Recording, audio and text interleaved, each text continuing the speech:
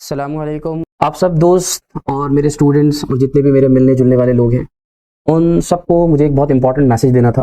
वो important message ये था कि काफ़ी लोगों से आपने सुना भी होगा कि फैज़ान सर के साथ स्कैम हो गया है, फैज़ान सर के साथ स्कैम हो गया है। तो थोड़ा-सा मुझे उस स्कैम के बारे में आप सबको बताना था। वो बताने का रीज़न ये भी है कि आप सब भी उस चीज़ से अवेयर रहें कि आपके आस-पास भी ऐसी कोई चीज़ हो सकती है।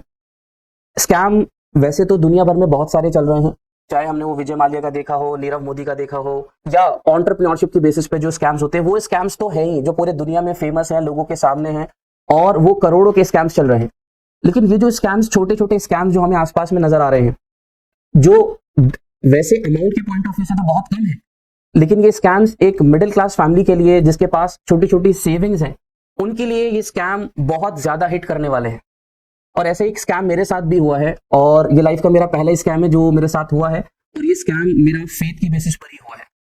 इसमें एक इंसान कोई भी हो सकता है, जो मेरे साथ हुआ है वो आपके साथ भी हो सकता है। बस डिफरेंस क्या होगा, थोड़ी सिचुएशन चेंज हो सकती है कि हमारी गली का, हमारे एरिया का एक इंसान जिसको हम जानते हैं, बस इतना जानते हैं, सलाम दुआ है, या उससे हम मिलते हैं, या हमारा एक नॉर्मल नोन पर्सन है, लेकिन उससे आपका कोई क्लोज रिलेशन नहीं है। वो आपको मिलता है और आपको मिलकर कहता है कि मैं कोई बिजनेस करता हूं, और मैं ऑलरेडी वो बिजनेस कुछ महीनों से कर रहा हूं, और मुझे इन्वेस्टमेंट की रिक्वायरमेंट है, जो कि आज बिल्कुल कॉमन है।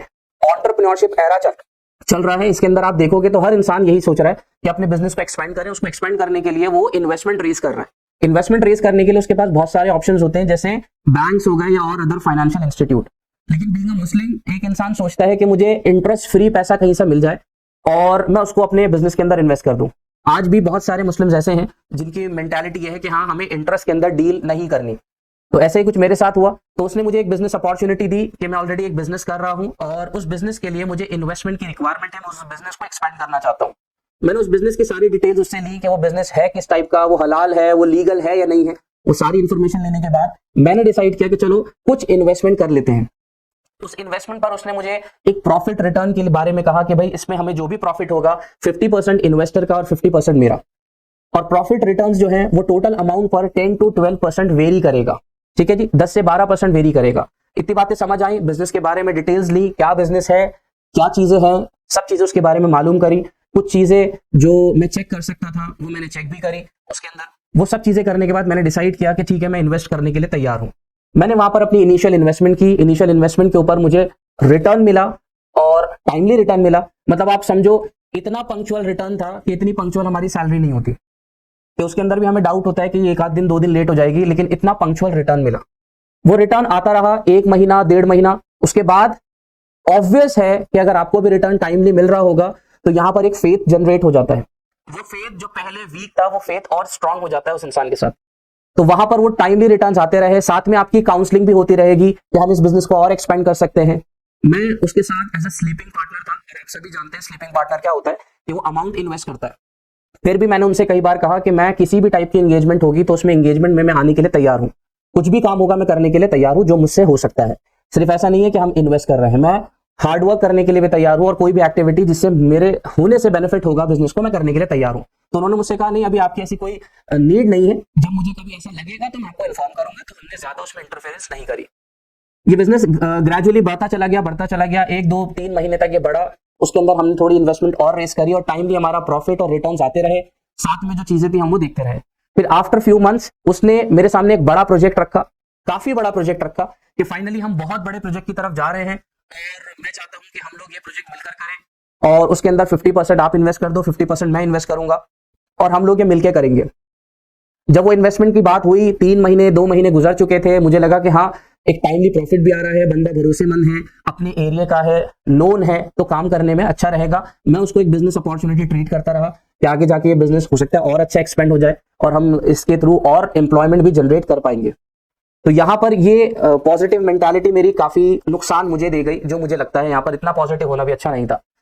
वहां पर वो ग्रो होता चला गया, और वहां पर एक ह्यूज इन्वेस्टमेंट हुई। और ह्यूज इन्वेस्टमेंट होते ही मैंने सोचा कि अब हम जो चीज हम भी जानते हैं, जो चीज हमें शरीयत भी सिखाती है और ये कानून भी कहता है, तो हमें उस चीज को लिखत में कर लेना चाहिए। तो मैंने सोचा कि अब हम म्यूचुअली एक एग्रीमेंट करेंगे, और मैंने वही किया। जैसे ही एक बड़ा अमाउंट रेज हुआ, तो उसके बाद मैंने उसको रिटन फॉर्म में, एक एग्रीमेंट की फॉर्म में किया। जो जो चीजें पॉसिबल हो सकती थी मेरे लिए, वो मैंने की। और उन सब चीजों की रिसीविंग, उन ऑर्डर्स की जो वो करते थे, उन ऑर्डर्स की डिटेल्स, उन ऑर्डर के बिल्स मैं उनसे लेता रहा। ठीक है, साथ में मुझे ट्रांजैक्शन डिटेल्स भी भेजते थे अपने अकाउंट की कि भाई ये अकाउंट से डिडक्ट हो गया है, ये ऑर्डर आपका डिस्पैच हो गया है। ये सारी चीजें चलती रही। 11 महीने का ये पीरियड था, 11 महीने तक ये चीजें चली बिल्कुल टाइमली। लेकिन आप सोच सकते हैं कि धीरे धीरे इन्वेस्टमेंट इंक्रीज होती चली गई। मेरे पास मेरा जो लिमिट था, मेरी लिमिट ऑलरेडी फुल पर थी कि मैं अब और इन्वेस्ट नहीं कर पाऊंगा, मेरे पास जितनी सेविंग्स थी मैंने सारी इन्वेस्ट कर दी है। तो फिर मुझसे कहा गया कि आपके पास अगर और फाइनेंसर्स हो जो उनको भी अच्छा होगा, उनके लिए भी प्रॉफिट रिटर्न्स बनेंगे। तो फिर मैंने अप्रोच करके अपने कजन्स को, अपने रिलेटिव्स को, अपने नोन फ्रेंड्स को, इन सब से बात करके देखी। उन्होंने मुझसे कहा कि हाँ, अगर तुम्हें लग रहा है भरोसे वाला इंसान है, ट्रस्ट है, तो हो जाएगा। मैंने उनको बताया कि हाँ, मेरा काम मतलब जो बिजनेस मैंने उन्होंने मुझे दिखाया था वो काफी महीनों से अच्छा चल रहा है, टाइमली प्रॉफिट भी देते हैं, जो चीजें प्रूफ की मांगता हूँ वो भी मेरे साथ शेयर करते हैं। तो इसी चीज की फेथ के ऊपर इंसान एग्री हो गया और लोगों ने भी इन्वेस्ट किया। आफ्टर 11 मंथ्स वो अमाउंट बहुत ज्यादा ह्यूज हो गया, जो मेरी लिमिट से तो बहुत बाहर था, और लोगों ने भी उसके अंदर शेयर किया। तो अराउंड हम 12-13 लोग हैं जिनका ये अमाउंट है। और 11 महीने के बाद से उसमें इंटरप्ट होना शुरू हुआ, और 11 महीने के बाद कुछ एक्सक्यूजेस आने शुरू हुए, जिसकी वजह से वो प्रॉफिट डिले होता चला गया। वो कुछ एक्सक्यूजेस ऐसे थे कि वो बर्दाश्त के लायक भी थे स्टार्टिंग के अंदर, कि इस तरह से डिले हो रहा है, इस तरह से डिले हो रहा है। वो डिले होते होते 1 मंथ गुजर गया, फिर उसके अंदर और एक्सक्यूजेस आने लगे, जैसे मेरे अकाउंट में कुछ प्रॉब्लम हो गई है, मेरे ट्रांजैक्शंस में इश्यूज हो गए हैं, सर्वर इश्यूज चल रहे हैं बैंक में। ये सब होते होते होते होते ये कहानी 3 महीने गुजर गए। 3 महीने तक कोई प्रॉफिट का अमाउंट नहीं मिला, और जो शख्स मेरे साथ वो बिजनेस कर रहा है वो मेरे साथ कनेक्ट है, मुझसे मिल भी रहा है, मैं उससे बात भी कर रहा हूं, और मुझे वो दिलासे दे रहा है, और कहीं ना कहीं वो झूठ मुझसे बोल रहा है। 3 महीने बहुत बड़ा पीरियड था, जिसके अंदर मैं बहुत ज्यादा मेंटली टॉर्चर हुआ, बहुत ज्यादा। मेरी फैमिली मेंटली टॉर्चर हुई कि मैं कुछ एक्शन भी नहीं ले पा रहा था, इसलिए कि चलो एक इंसान के साथ मेरा पुराना बिजनेस चल रहा था, तो मैं अचानक से क्या एक्शन लूं, थोड़ा सा और टाइम दे देते। और उसने उसका वो बेनिफिट उठाते हुए मुझे और ज्यादा मेंटली प्रेशराइज किया, और नए नए बहाने बना बना के मेरे सामने वो लाता रहा। वो मेरे लिए भी बहुत ज्यादा अनबेरेबल था, और मेरे साथ जो लोग जिन्होंने इन्वेस्ट किए थे अमाउंट, इनके लिए भी बहुत अनबेरेबल था। 3 महीने का ये ह्यूज टाइम जो बहुत मुश्किल से गुजरा, उसके बाद जाकर वो अपने आप को एक्सपोज कर देते हैं, और हम लोग उससे बात करते हैं तो वो एक्सपोज करके कहते हैं कि एक्चुअल में ये मेरा बिजनेस था ही नहीं। तो मुझे बहुत शॉक लगा, ये क्या हो गया। और ये सारे प्रूफ तो उन्होंने सबके सामने ये कहा कि ये सारे प्रूफ फेक है, ये सब मैंने एडिट किए हुए थे, ये सब मैंने बनाए थे, या मैंने अरेंज करे थे, और ऐसा कोई बिजनेस मेरा नहीं है। और उन्होंने इस चीज को शो करते हुए ये चीज पूरी आगे फॉरवर्ड कर दी किसी और पर्सन पे, कि ये मेरा बिजनेस नहीं था, ये फर्दर किसी और का बिजनेस था जो ये बिजनेस करते थे। अब वो मार्केट में शॉर्ट हो चुके हैं, नजर नहीं आ रहे हैं, कहां चले गए, मिल नहीं रहे हैं, और मैं बहुत परेशान हूं। और उस परेशानी के बदले में वो मुझे दिलासे दे रहे थे, और झूठे जो रिकॉर्ड्स थे वो भेज रहे थे कि अकाउंट में अमाउंट है, बस मैं कल रिलीज कर दूंगा, अमाउंट रिसीव होने वाला है, बस मैं अगले वीक में रिलीज कर दूंगा। ये सारी चीजें मेरे साथ स्कैम की फॉर्म में हुई। बहुत बड़ा शॉक और बहुत बड़ा हिट है। इनफैक्ट मैं इस टाइम डेट ट्रैप में हूं, और आप सब समझते ही हैं कि वो कैसी कंडीशन होगी। तो उसके अंदर ऐसा नहीं है, 11 महीने मुझे रिटर्न्स मिले हैं, मेरे इन्वेस्टर्स जितने भी थे उन सबको रिटर्न्स मिले हैं, उसमें हमने कोई डाउट नहीं किया। लेकिन अगर आप इसको इस पॉइंट से समझेंगे, जो मैं आपको कहानी सुना रहा हूं, तो आपको लगेगा ये तो हो जाता है किसी के साथ भी। कोई भी इंसान किसी बिजनेस में एंटर करता है तो उसको लॉस हो जाता है। हमने उससे लॉस के प्रूफ मांगे, तो उसके पास लॉस के कोई प्रूफ नहीं है, उसके पास कोई स्टेटमेंट नहीं है, उसके पास बंदे की कोई आइडेंटिफिकेशन नहीं है जो उसके साथ बिजनेस कर रहा था और उसने उसके साथ फ्रॉड कर दिया।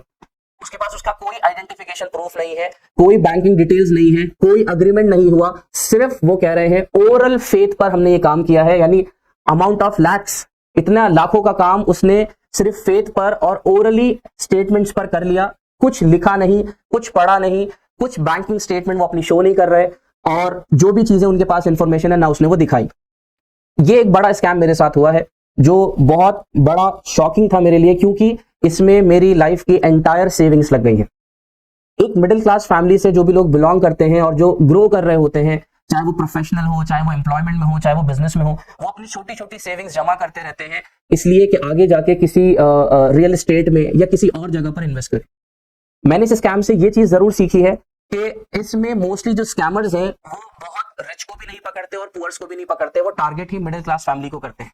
उसका बड़ा रीजन क्या है कि ये छोटे छोटे सेविंग जो मिडिल क्लास रखते हैं, मिडिल क्लास फैमिली के जितने भी लोग जो सेविंग्स रखते हैं, वो लॉस सुनना तो बहुत दूर की बात, लिखने में भी डरते हैं कि हमें लॉस ना हो जाए, इसीलिए वो कभी बिजनेस रिस्क नहीं उठाते। वो छोटा छोटा पैसा सेव करते हैं और खुद ही लोगों से चर्चा करते हैं कि कोई बिजनेस है आपके पास जिसमें मैं इन्वेस्ट कर दूं और मुझे कुछ मंथली रिटर्न्स मिल जाए, कुछ क्वार्टरली रिटर्न्स मिल जाए।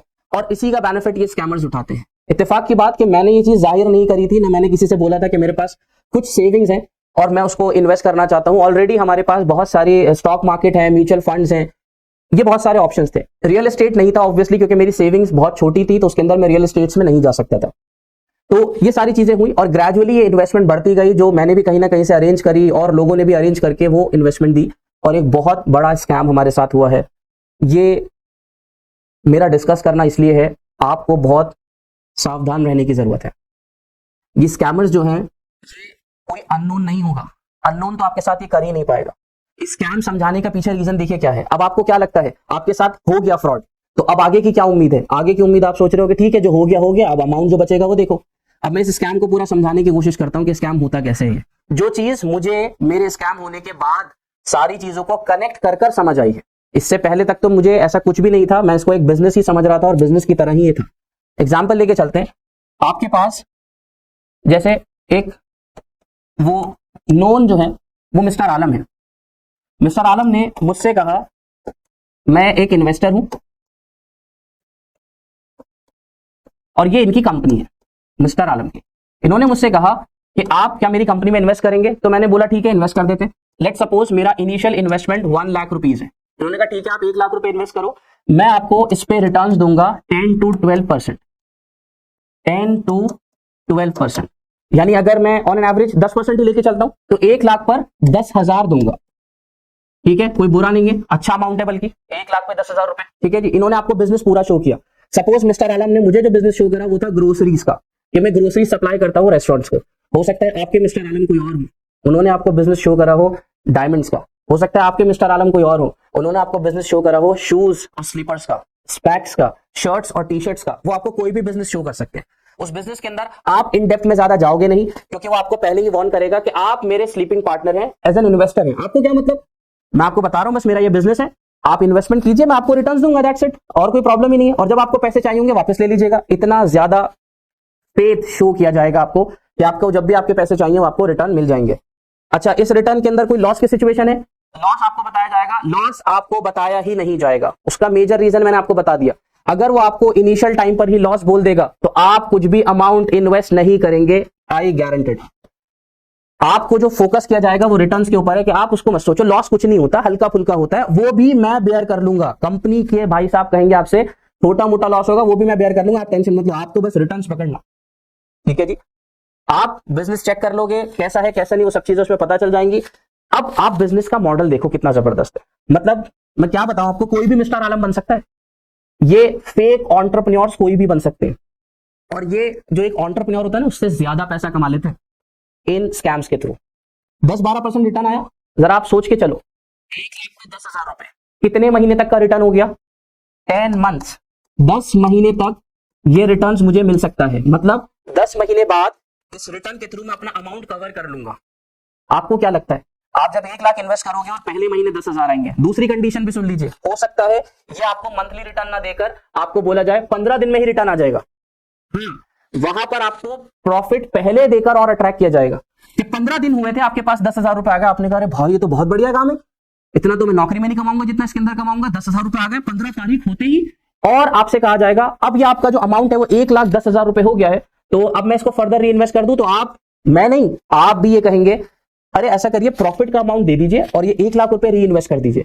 तो वो आपसे कहेगा ठीक है 1 लाख रुपए मैंने आपके री इन्वेस्ट कर दिए, 10,000 रुपए आप ले लीजिए प्रॉफिट का। आप खुश हो गए, आपके पास 10,000 रुपए आ गए। ठीक है जी, अब ये फर्दर री इन्वेस्ट हुआ, 15 तारीख ही लगी थी अगली, आपके पास 10,000 और आ गए। आपने कहा वाह, 1 लाख रुपए पर 20,000 रुपए मंथली, इससे बढ़िया तो कोई काम ही नहीं है। अब आप सोच के देखिए, ये बंदा आपको काउंसिल करेगा, या आपको काउंसिल करेगा और आपके साथ इतनी पॉजिटिव मेंटालिटी वाली बातें करेगा और आपसे कहेगा आपका माइंड मेकअप करके कि अभी तो कुछ नहीं है, मेरे बिजनेस के अंदर इतना एक्सपोजर है कि मैं लाइफ भी लगा दूं तब भी कवर नहीं हो सकता। तो आपके दिमाग में क्या आएगा, मतलब यार बिजनेस बहुत तगड़ा है, बिजनेस में पोटेंशियल बहुत अच्छा है, सिर्फ इसके पास क्या नहीं है, इन्वेस्टर। यहां पर फंसेंगे मुस्लिम्स। मुस्लिम्स क्यों फंसेंगे? क्योंकि मिस्टर आलम उनसे कहेंगे मैं दरअसल ब्याज पे काम करना नहीं चाहता। आपको पता है ब्याज इस्लाम में जायज नहीं है। तो आप अगर रिलीजियस है, थोड़े बहुत भी है, तो आपके दिमाग में क्या आएगा, अरे यार कोई सोसाइटी का बंदा काम कर रहा है, इसकी हेल्प कर देता हूं। रिटर्न्स के फॉर्म में मुझे भी मिल जाएगा, ये भी कमा लेगा। भाई 10,000 ये दे रहा है ना, तो 10,000 में से इसने क्या कहा, 10-12% रिटर्न दूंगा, 50% आपका 50% मेरा, तो 10,000 में 5,000 ये रखेगा, इसका भी भला होगा, मेरा भी भला हो जाएगा, और इसकी एक हेल्प हो जाएगी, इसको इंटरेस्ट नहीं देना पड़ेगा। यहाँ पर ऐसे हमारे जो रिलीजियस लोग हैं, यहाँ पर मैं आपको बताना चाहता हूँ, बहुत जरूरी है हम सबके लिए बहुत अवेयर होकर चलना।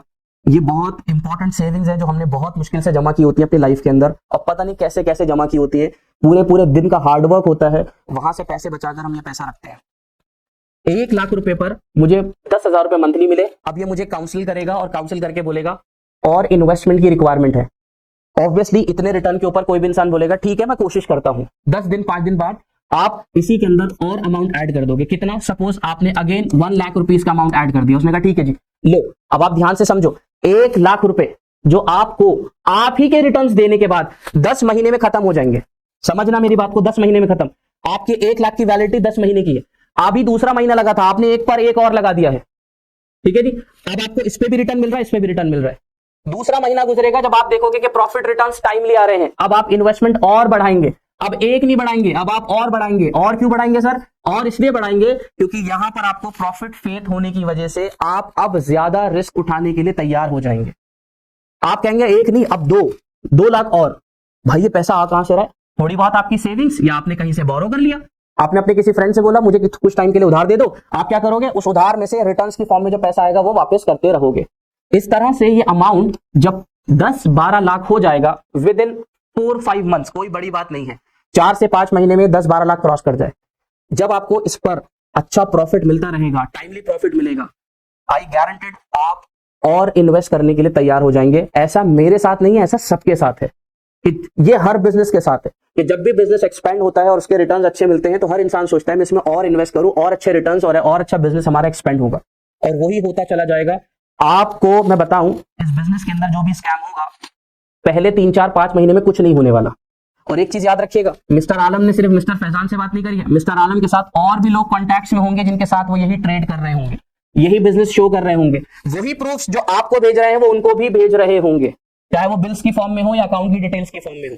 तो इतना बड़ा ह्यूज अमाउंट इसके अंदर होगा क्या कि 5, 7, 8, 9 महीने तक आपको रिटर्न्स टाइमली मिलेंगे, फिर उसके बाद इंटरप्ट होना शुरू होगा, और इंटरप्ट होने के बाद जब मिस्टर आलम इस अमाउंट को ½ CR या 1 CR के आसपास ले जाएंगे या इससे ज्यादा, जब तक इनकी भूख खत्म नहीं होगी, उसके बाद जाकर अचानक से अपने आप को ये बैंक करप्ट शो कर देंगे और अपने आप को एक्सपोज कर देंगे कि मेरा सारा बिजनेस डूब गया। अरे भाई अब हमारी तो सिट्टी पिट्टी गुम हो जाएगी, हम कहेंगे हमारा पैसा ये क्या हुआ। अब आपको मैं इसके सॉल्यूशंस बताता हूं, एक स्कैमर का माइंड बताता हूं जो क्या होता है। वो स्कैमर आपसे कहेगा अगर वो अपना एरिया छोड़ना नहीं चाहता, वो भागा नहीं है, तो आपके सामने एक ही ऑप्शन रखेगा, वो क्या कि मिस्टर फैजान मैंने आपको 10 महीने में, अगर आपने लेट सपोज 40 लाख रुपीस मुझे दिए थे आपका टोटल अमाउंट, और इसमें से मैं 20 लाख आपको रिटर्न कर चुका हूं विद इन अ ईयर, तो आपसे कहा जाएगा अब 40 में से मैं 20 तो आपको दे चुका हूं, बचे हुए 20 की बात करते हैं। और आप उनसे क्या कहेंगे? भाई साहब ये 40 लाख रुपए तो मेरा प्रिंसिपल अमाउंट था, 20 लाख तो आपने मुझे प्रॉफिट दिया था, मतलब आप मेरे पैसे में से मुझे ही पैसा पहुंचाकर मुझसे ही लास्ट में कह रहे हो कि आपके पैसे में से पैसा माइनस हो गया है। अब आप जब इसको सॉर्ट आउट करने पर आओगे तब आपसे कहा जाएगा कि आपके प्रिंसिपल अमाउंट में से जितना पैसा मैंने आपको प्रॉफिट दिया था ना, वो उसमें से माइनस होगा, और बचा हुआ नेट अमाउंट जो होगा उसको लेकर हम बात करेंगे। एक तो कंडीशन ये है। अब उस कंडीशन में क्या होगा वो आप भी इशारा समझिए कि वो बचे हुए पैसे कैसे उतारेगा, क्योंकि उसका कोई बिजनेस नहीं है, उसकी कोई जॉब नहीं है, उसका कुछ और एम्प्लॉयमेंट है ही नहीं, अब उसका क्या काम है वो आप भी समझ रहे हो। तो वो बचा हुआ अमाउंट कैसे उतारेगा? वो आपसे कहेगा अब मुझे टाइम पीरियड चाहिए 2 साल का, 3 साल का, इस 3 साल 2 साल के पीरियड में मैं आपका अमाउंट रिटर्न कर दूंगा। कौन सा अमाउंट? जो आपके प्रिंसिपल अमाउंट में से प्रॉफिट डिडक्ट होने के बाद बचा है। धीरे धीरे तरसा तरसा कर आपको वो पैसा हो सकता है दिया जाए, अगर वो हकीकत में ईमानदार हुआ इस वे में कि मैं आपका पैसा उतारूंगा। और अगर उसके दिल में बेईमानी है तो फिर वो आपको ऐसे ऐसे एक्सक्यूजेस देगा कि आपको सीधे सीधे इंडिकेशंस मिल जाएगी कि आपका पैसा डूब गया है। ये स्कैम्स मार्केट में कॉमन होते जा रहे हैं, ये स्कैम्स फेथ की बेसिस पर ही होते हैं। बहुत ध्यान रखना, ऐसा नहीं सबके साथ ऐसा होता है, लेकिन कुछ चीजों का ध्यान रखना बहुत जरूरी है। कुछ चीजों का ध्यान रखना बहुत जरूरी है। ये आपका क्लोज रिलेटिव हो सकता है, ये आपका क्लोज कजन हो सकता है, या आपका क्लोज फ्रेंड हो सकता है। कोई भरोसा नहीं है कि आपके साथ कौन ये चीज कर देगा। ये पैसे और लालच की जो दुनिया है, इसने बहुत सारे लोगों को बर्बाद किया है कि लोगों ने इस चक्कर में अपना घर बर्बाद कर दिया, अपनी फैमिली रियून कर दी, सब कुछ खत्म कर दिया इस पैसे के चक्कर में। भरोसे तो टूटेंगे ही टूटेंगे, साथ में कितनी फैमिलीज बर्बाद होंगी ये स्कैमर कभी सोचता ही नहीं है कि आपने ये पैसा अरेंज करके कैसे दिया, कि किसी ने गोल्ड तो नहीं बेचा, किसी ने अपनी प्रॉपर्टी बेच के तो नहीं दी। उस पर आपको लोग कहेंगे तुम लालच में फंस गए। मुझसे भी लोगों ने कहा कि तुम लालच में फंस गए, तो मैंने उनसे एक ही चीज कही कि लालच तो हर किसी के अंदर होता है, लालच हर किसी के अंदर होता है। कौन सा बिजनेसमैन है जो बिना लालच यानी प्रॉफिट के काम करता है? कौन सा इंसान है जो बिना प्रॉफिट के काम करता है? लेकिन मैंने इसको एक बिजनेस अपॉर्चुनिटी समझी, एक फेथ किया किसी इंसान के ऊपर, उसी ने उसी भरोसे का विश्वासघात किया। जो प्रूफ्स मैं ले सकता था मैंने अपने तौर पर उससे प्रूफ्स लिए। मैंने तो मार्केट में ऐसे लोगों को भी देखा है जो किसी से कोई डिटेल भी नहीं मांगते, बस उनसे कहते हैं ये पैसा ले जाओ और मंथली रिटर्न दे आना, हमें कोई मतलब नहीं तुम क्या कर रहे हो, कहां से कर रहे हो। मैं जितनी लीगल फॉर्मेलिटीज कर सकता था वो सब मैंने उसके साथ की जो जो मुमकिन थी। लेकिन एंड में मैं यही कहूंगा उस फेथ का उसने बहुत नाजायज फायदा उठाया। और वो आपकी कंडीशन मैं आपको बताना भी चाहता हूं कि आपकी कंडीशन कुछ भी नहीं है, यानी अभी हमें पता ही नहीं है कि क्या होगा क्या नहीं। और एक्चुअल में अगर ये सही इंसान होता और इसके साथ जेन्युइन लॉस होता जो किसी के साथ भी हो सकता है, तो मैं उस लॉस के अंदर मैं भी और जितने भी हमारे इन्वेस्टर्स हैं वो सभी उसके साथ पूरा शेयर करने के लिए तैयार थे। लेकिन अगर वो लॉस एक्चुअल में होता, सामान में आग लग गई, चोरी हो गया, दुकान में कुछ हो गया, मेरी शॉप में कुछ हो गया, कुछ भी हो सकता था, लेकिन कोई ऐसा एक्सक्यूज नहीं है। एक सिंपल सा एक्सक्यूज है, मैंने ये पैसा फर्दर आगे दिया था और वो बंदा भाग गया। ये कोई एक्सक्यूज नहीं है, कोई आइडेंटिटी नहीं है उस बंदे की। ऐसे ना उस बंदे के बारे में कुछ पता चल सकता है ना किसी और के बारे में, ये कहकर आप फ्री हो गए। अब यहां पर आता है उनके फैमिली का मैटर। जब आप इसको इसके फैमिली के अंदर लेकर आओगे कि उनके फैमिली मेंबर से बोलोगे भाई इस प्रॉब्लम को रिजॉल्व करो, कैसे होगा। अब यहां पर आपको भी समझ आएगा। बहुत सारे प्रूफ्स मेरे पास हैं जो मैंने जमा किए हैं, जो मेरे पास ऑलरेडी हैं, और पता नहीं अब आगे की क्या सिचुएशन होगी। अफसोस की बात यह है कि बहुत बड़ा अमाउंट है मेरी अपने लिए और बहुत सारे लोगों के लिए जिन्होंने अपनी सेविंग समझ के दी थी। बहुत अफसोस की बात है कि हमारी कम्युनिटी के अंदर ये लोग हैं और ये इसी कम्युनिटी का बेनिफिट उठा रहे हैं, मुसलमान होने का बेनिफिट उठा रहे हैं। इंशाअल्लाह माशाअल्लाह सुभान अल्लाह, और ऐसी ऐसी प्यारी बातें करेगा ये कौन मैन कि आपको अपनी बातों में उतार लेगा और आपको लगेगा इससे ज्यादा हमदर्द आपका कोई नहीं है। ये बहुत माइंड गेम खेलने वाले लोग होते हैं। पता नहीं इनको भरोसा ही नहीं होता कि हमें जिंदगी में क्या करना है, आगे क्या होगा, जबकि इनको रिजल्ट पता होता है कि एक दिन हमें एक्सपोज होना पड़ेगा। लेकिन यहां पर बेनिफिट क्या होता है कि जिसके साथ ये स्कैम हो रहा है उसको भी देखा जाता है। अगर वो बहुत वीक है तो ऐसे बहुत सारे स्कैमर ऐसे वीक लोगों को खा जाते हैं, ना वो कोई एक्शन ले पाते हैं जिंदगी के अंदर, ना वो कोई उनके पास रिजल्ट आता है, वो फिर सबर करके बैठ जाते हैं। सबर भी करना चाहिए लेकिन वो उसके ऊपर कोई एक्शन नहीं लेते। मिडिल क्लास फैमिली से बिलोंग करता है एक इंसान, वो सोचेगा मैं कोर्ट कचहरी के चक्कर में कैसे पढ़ूंगा, मैं लॉयर की फीस कैसे दूंगा, ये सब चीजें मुझसे नहीं हो पाएंगी। वो पुलिस की सपोर्ट लेगा तो आपको पता है पुलिस के एक्शन लेने में भी कितने डिलेज होते हैं। यहां पर आकर एक इंसान सोचता है छोड़ो, जो लॉस हो गया वो हो गया, अब आगे के लिए सबक सीख लो, जिंदगी में किसी पर भरोसा मत करना। ऐसे लोगों की वजह से कितने लोग हैं जो जरूरतमंद हैं, जो काम करना चाहते हैं लेकिन अब उनको कोई पैसा नहीं देगा। ये चीज समझने की है और ये चीज करने की है। आप भी अगर ऐसा किसी के साथ कोई काम करना चाहते हैं, कुछ इंपॉर्टेंट चीज है, जैसे एक लॉयर से कंसल्टेशन करना बहुत इंपॉर्टेंट है। दूसरी चीज यहां पर बेनिफिट क्या उठाता है सामने वाला इंसान, वो आपसे ज्यादातर मैक्सिमम पेमेंट कैश में लेगा और कैश की पेमेंट आप भी समझते हैं फंस जाता है। मेरे पास कैश भी पेमेंट के डिटेल्स हैं और साथ में जो मैंने ट्रांजैक्शंस की हैं, बैंकिंग ट्रांसफर, वो सब भी मेरे पास डिटेल्स हैं। चीजें बहुत सारी हैं जो शो की जाती हैं जिसके अंदर फ्रॉड होना साबित होता ही होता है। बहुत सारी डिटेल्स है मेरे पास, लेकिन इंसान कोशिश करता है कि आपस में ये बात सिमट जाए। इनफैक्ट मैंने देखा लोग तो ये बातें बता भी नहीं रहे कि उनके साथ स्कैम हो गया। जब मैं लोगों के साथ डिस्कस कर रहा हूं तो लोग बता रहे हैं कि हमारे साथ भी बहुत कुछ हो गया। तो आप बताते क्यों नहीं हो? वो इसलिए नहीं बताते अपनी इज्जत के खातिर। मेरे साथ प्रॉब्लम ये है कि हर इंसान मुझसे रोक के पूछ रहा है आपके साथ क्या हो गया। अब मैं इंडिविजुअली सबको ये बातें नहीं बता सकता मेरे साथ क्या हुआ, इसीलिए एक वीडियो मैं बना रहा हूं, इसीलिए कि ये सबके लिए कॉमनली आ जाए और सबको समझ आ जाए बिजनेस था क्या। और इसके रिगार्डिंग जो प्रूफ्स है वो सब मेरे पास हैं, ऑलरेडी सबमिटेड है जहां मुझे करने थे। वो सब चीजें आगे के ऊपर है, इसका रिजल्ट क्या होगा। लेकिन लाइफ के लिए एक बहुत बड़ा शौक है मेरे दोस्तों, ये बहुत बड़ा शौक है। लोग आपके साथ आपके भरोसे को ऐसे ही तोड़ेंगे। प्लीज बहुत चीजों का ध्यान रखिए। अगर आपके पास सेविंग्स हैं और आप अपनी सेविंग्स को लेकर परेशान हो रहे हैं कि ये पैसा बढ़ नहीं रहा, तो दोस्तों आपका पैसा ऐसे किसी हाथ में ना चला जाए कि आप उस पैसे को वापस लेने के लिए तरस जाओ कि हमारा पैसा हमसे ही ले लिया गया और अब हमें ही वापस नहीं मिल रहा।